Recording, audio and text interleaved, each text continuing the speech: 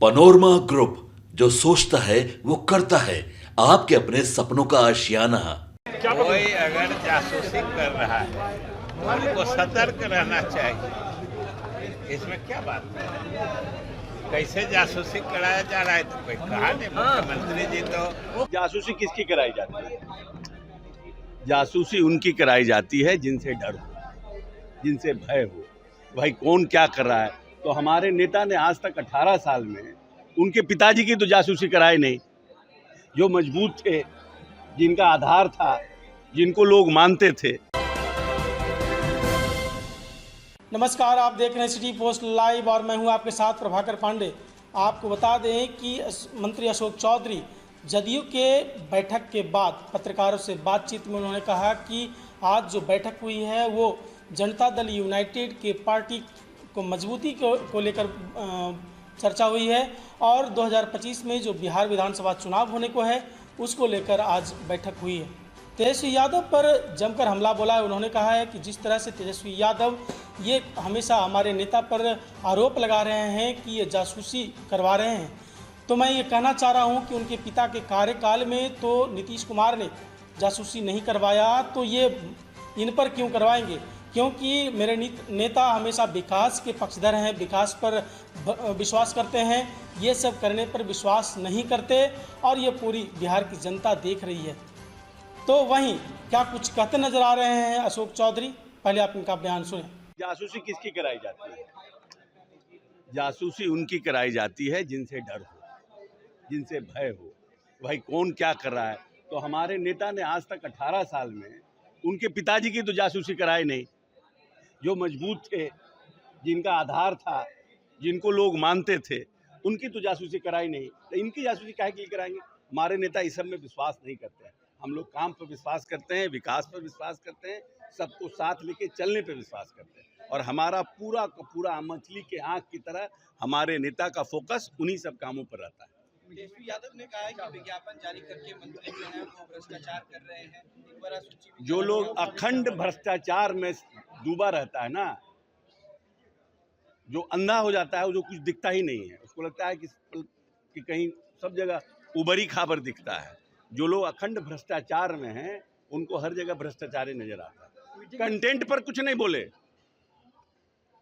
सबसे इंटरेस्टिंग बात है कि तेजस्वी यादव ने उस अखबार के कंटेंट पर कुछ नहीं कहा कि 700 मेगावाट बिजली का बिहार में खपत था और 18 साल के नीतीश कुमार के कार्यकाल में वो 8000 मेगावाट बिजली हो गया।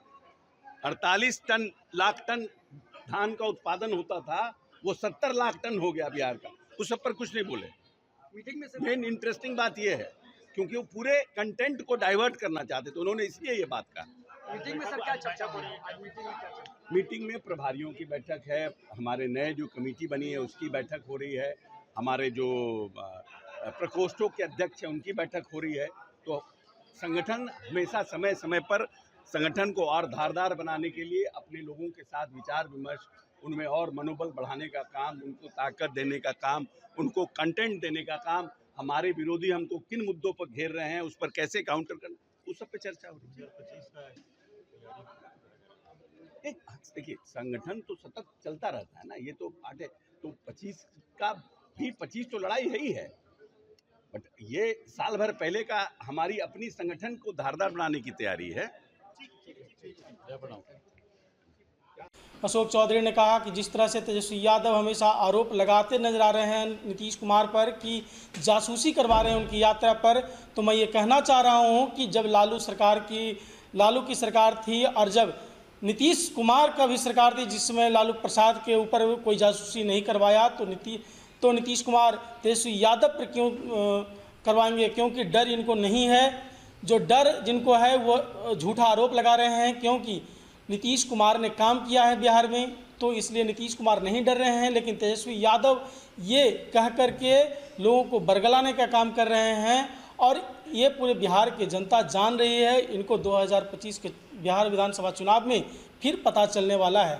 इस तरह का आप बयान देते नजर आए। तो वहीं मंत्री विजय चौधरी ने भी बड़ा बयान दिया है, पहले आप ये बयान सुने। तो कोई अगर जासूसी कर रहा है तो उनको सतर्क रहना चाहिए। इसमें क्या बात है?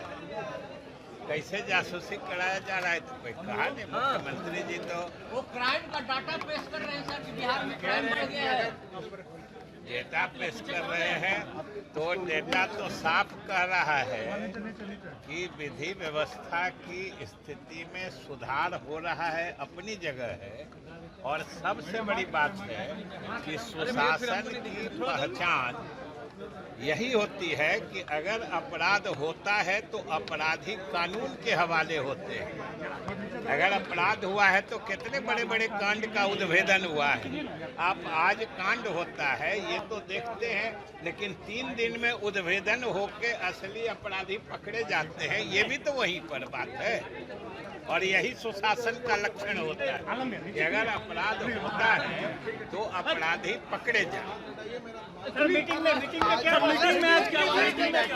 कहा है कि जो मंत्री हैं वो भ्रष्टाचार कर रहे हैं, आगे जाना ज्ञापन देकर कह रहे हैं कि भ्रष्टाचार कर रहे हैं। मंत्री विजय चौधरी ने तेजस्वी यादव पर जमकर हमला बोला है। उन्होंने कहा है कि जिस तरह से आरोप लगा रहे हैं, हमेशा भ्रष्टाचार को लेकर तेजस्वी यादव हमेशा आरोप लगा रहे हैं, तो मैं ये कहना चाह रहा हूँ कि जो भी भ्रष्टाचार हो रहे हैं, जो भी इस गतिविधि में लोग हैं, उन पर कार्रवाई हो रही है। 2 से 3 दिन में बड़े से बड़े जो मामले हैं उनकी उद्भेदन भी हो रही है। तो ये सबसे बड़ी बात है कि जिस सरकार में यदि कोई आपराधिक घटनाएं घटती हैं या फिर कोई भी बड़ा कांड होता है, उसका यह उद्भेदन हो रहा है या नहीं, इस पर गौर करने की बात है।